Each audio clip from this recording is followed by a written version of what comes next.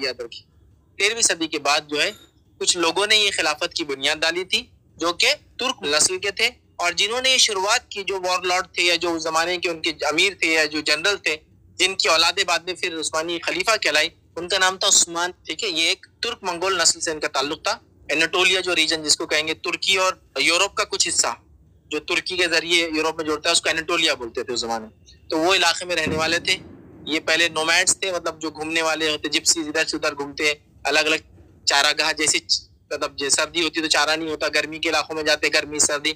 उसके बाद उन्होंने एक हुकूमत की शुरुआत की और फिर शुरू की, चूंकि वो जो उस्मान नाम था जिसने शुरुआत की, उनके बाद जितने उनकी औलादे आई फिर वो खिलाफत उस्मानिया कहलाई। और होते होते जो है सुलेमान के दौर में जो है, खलीफा सुलेमान के दौर में बहुत अपनी ऊंचाई पे गई। सुलेमान द मैग्निफिसेंट, सुलेमान अल कानूनी, ठीक है, बहुत मशहूर शख्सियत है बहरहाल।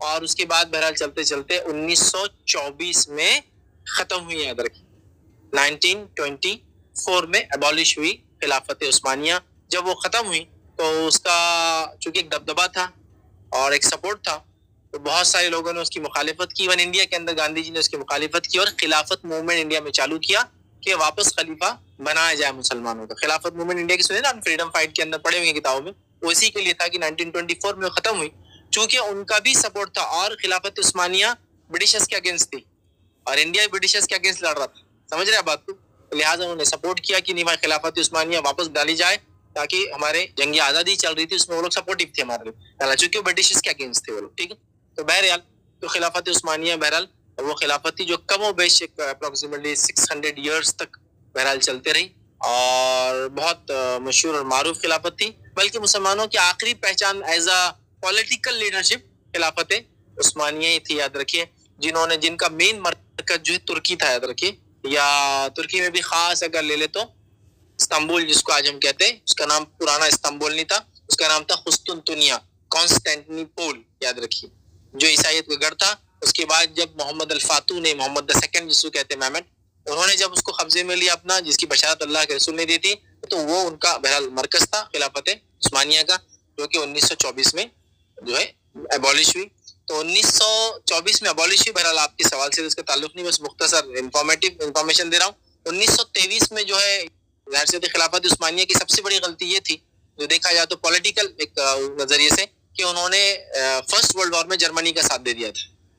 बस जर्मनी का साथ देने की वजह से क्या हो गया, जर्मनी का पूरा ब्लॉक हार गया, जर्मनी हार गया। और जर्मनी ने हारने के बाद क्या किया, पूरा मसला खड़ा किया और बहरहाल उसके बाद उस पर सैंक्शंस लागू हुए, तुर्कों पे भी सैंक्शंस आ गए। तो उस सैंक्शंस के नतीजे में फर्स्ट वर्ल्ड वॉर खत्म होने के बाद 1923 में एग्रीमेंट हुआ और 24 में खिलाफत को एबॉलिश कर दिया गया। 23 में उन पे 100 इयर्स का सैंक्शन लागू किया। इस 100 सालों तक जो है वो ये फला जो भी उसके सैंक्शंस थे उसमें कुछ चीजें थी वो की गई। 24 में उनसे सारी जमीनात ले ली गई, बोल के 100 इयर्स तक आप इस पे कब्जा नहीं कर सकते।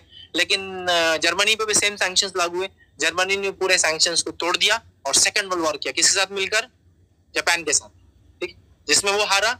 फिर अमेरिका ने जापान पे और जर्मनी पे दोनों पे 100 साल के सैंक्शन डाले, इसलिए जापान पे मिलिट्री नहीं याद रखी, जिसके नतीजे में खूब तरक्की कर रहे। क्यों? जिससे कि मिलिट्री का कोई खर्चा इनका नहीं है, इनके मिलिट्री होती ही नहीं, इनके पास पुलिस फोर्स मैक्स और मिलिट्री होती ही नहीं है, नेशनल गार्ड वगैरह होते हैं, और वो भी जो होते हैं उनके हथियार की बहुत लिमिट होती है, उनको सेफ्टी देना अमेरिका का काम होता है। लिहाजा दोनों कंट्रीज आज दुनिया के अंदर पूरा अपना पैसा रिसर्च में डालते हैं जो मिलिट्री में खर्च करती है दूसरे मुल्क।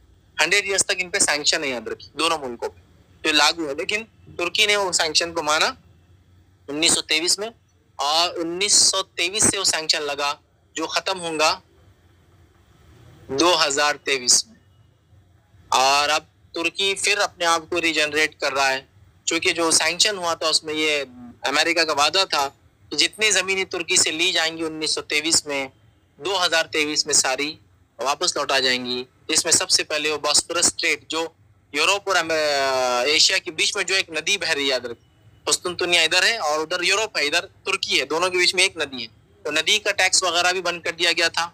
इसके अलावा पूरी जैसा साइप्रस है, जितने मुल्क पे उनका कब्जा था, तो जाहिर सी अब तुर्की फिर से जो है पूरे जोश और वलवले में है कि 100 साल पहले उसका जो कुछ था वो ट्रीटी के मुताबिक उसको मिलेगा।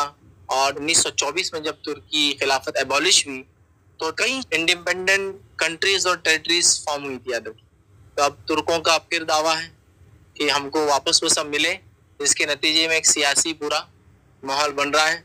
एक प्रो तुर्की और दूसरा ग्रुप जो गल्फ का है वो बन रहा है। तो बहरहाल अब एक मसला